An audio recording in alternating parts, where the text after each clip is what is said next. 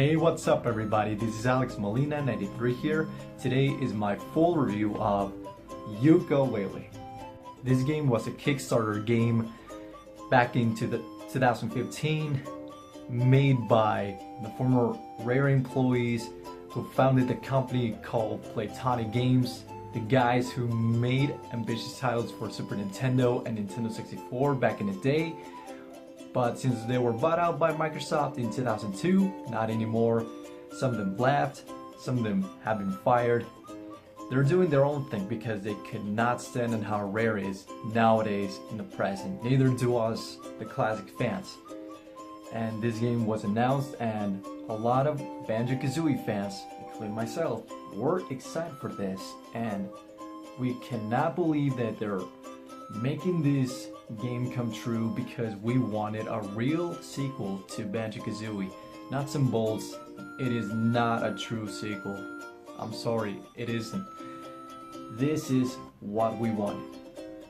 Some people are not talking about this game. Back when it came out, it got mixed reviews. I mean, some people like it, some people hate it. But I'll tell you the things that I like about this game and some things that I didn't like about this game. So let's get started, shall we?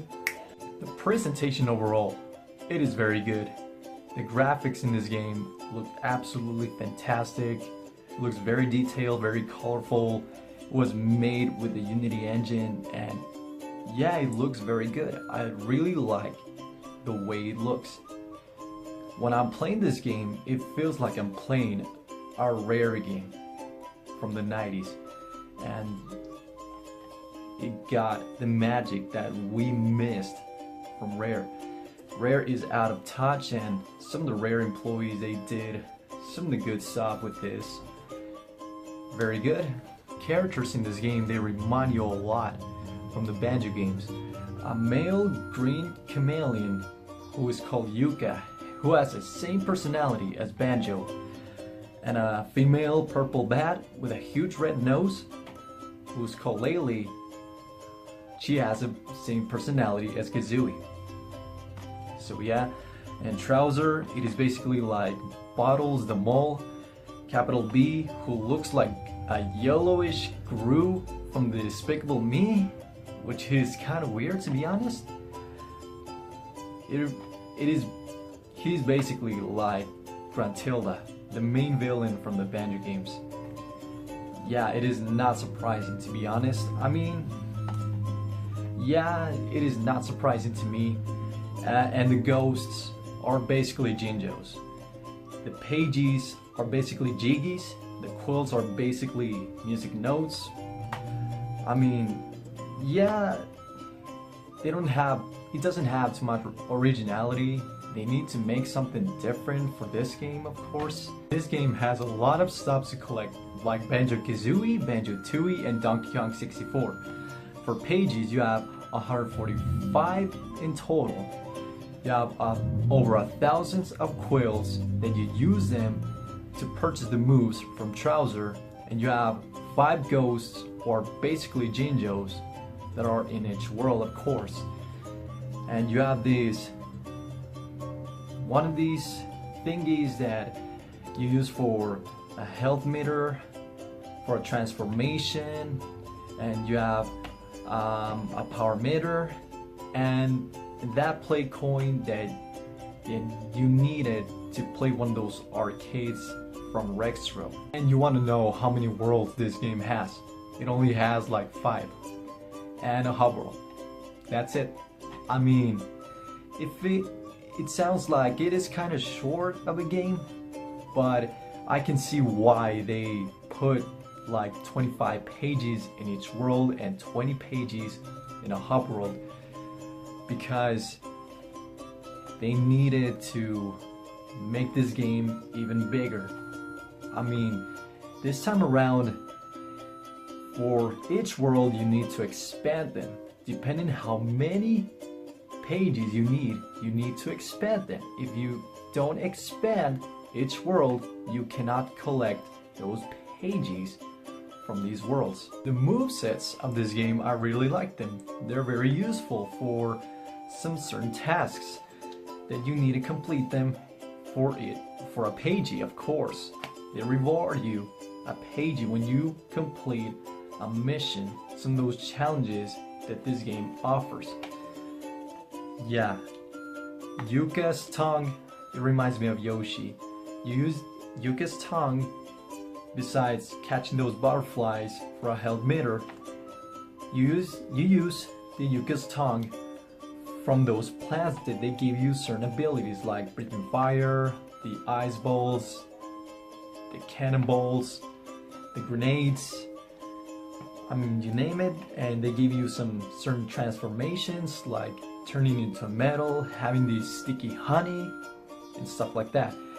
And Laylee, obviously since she's a bat, she can fly, and she has this ability that you use to wake up, to summon those sleeping stones using the Sunner shots, I think they're called, that it sounds like yeah, the movesets of this game, they're very useful. I really like them. I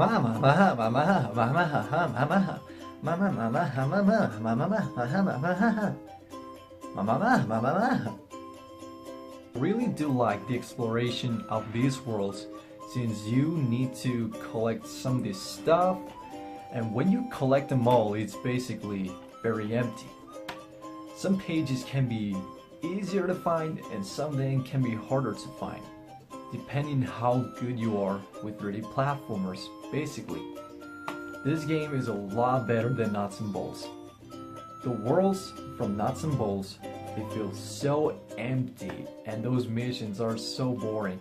But in this case, in this game,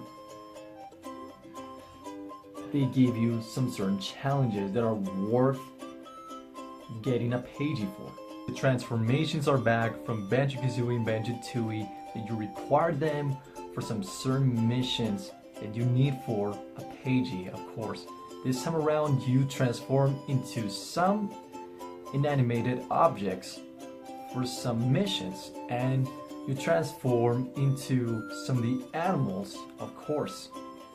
Just like Mama Jumbo, they have this character who is basically like Octopus Doctor. The game has so many references from rare titles back in the day, like the characters, those enemies, and they make jokes from the modern games, and including they made fun of Nuts and Bolts when they released the trailer for Yooka-Laylee, of course. I mean, this game has so many nostalgic memories to it. Yeah, this game,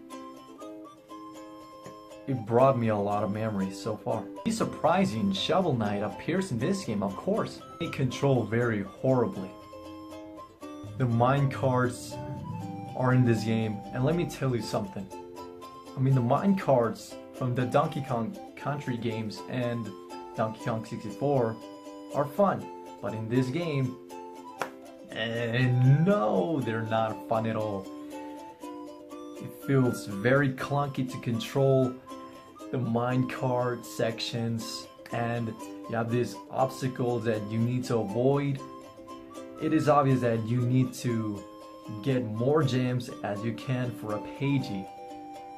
I mean, I don't know what they were thinking about the controls of the minecart sections. They're not fun at all, to be honest. I did not like them. I'm very sorry, but they're not very good implemented for this game. The bosses in this game, they're not very fun. They're not very good, to be honest. The only boss that I liked in this game is Capital B. Spoilers. Yeah.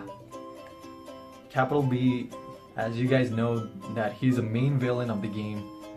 He's the only interesting boss in this game. The rest of them, they're not very good. I didn't like them at all. This game offers the minigames as well, as you can see from Rexro, who has those arcade cabinets from each world and a hub world. Some of them can be fun, some of them are not.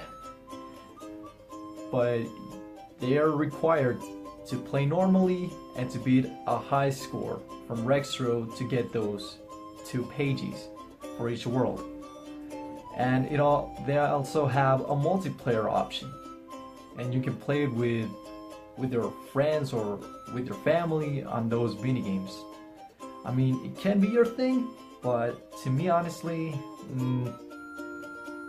I don't think they're gonna play mini games with me in this game. 2 problems that this game has are the camera and the loading screens. The camera does not focus that much on your main characters that you use in this game. The loading screens, they can take a lot of time when you get to the other sections. Just like in Conquer Live and Reloaded, they added the loading screens when you go to the other sections. And in this game, they do exist. Playtonic games, they need to patch up those 2 things that I mentioned. I do like those optional tonics that are useful for some certain tasks and for nostalgic memories from the past games. When you complete a certain objective, you unlock a tonic from this female sponge that you find in any location you are. Yes, the quizzes are back, just like in Banjo-Kazooie, and you need to answer those questions correctly in order to progress the game.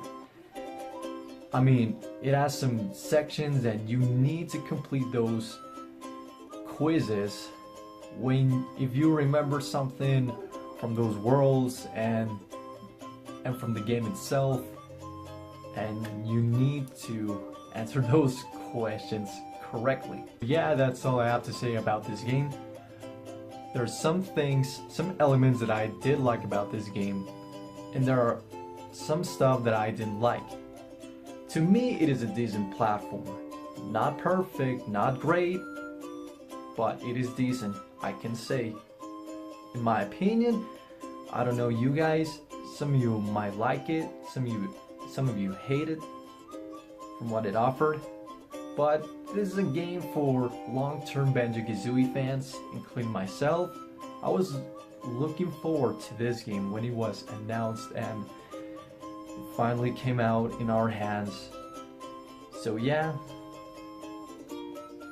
it is better than Nuts and Bolts. Not as good as Banjo-Kazooie and Banjo-Tooie, but it is a game worth trying out. I mean, would I recommend it? Kind of. I mean, it is 40 bucks. I mean, if you're willing to spend 40 bucks for this game, I mean, you might enjoy it. Or if you're not totally convinced, as of for right now, you might wait for a price drop till it's 20 bucks, I believe. I think. I mean, I'm sure this game is gonna drop in price. Like a lot of games, they need to have a price drop as well. But yeah, that is my review for Yooka-Laylee. Hopefully you enjoyed it. I did like it from what it offered, and I have no regrets. There's some stuff that I didn't like, of course, but it is what it is. Thank you so much for watching, everybody. Feel free to subscribe to my channel for more videos to come for you guys to enjoy. If you enjoyed this video, give it a thumbs up in the like button below, and comment in the section below if you enjoyed Yooka-Laylee for what it offered or not. It is your choice. So thank you so much for watching. Have a nice day. Peace. Just like that. Yes, I'm really happy that this game revived some of my childhood memories from the Banjo-Kazooie series. They're still gonna be enjoyable to this day, and I still play them to this day. I really hope, if you're planning to make a sequel to this game, I really hope that you fix some of the problems that this game had.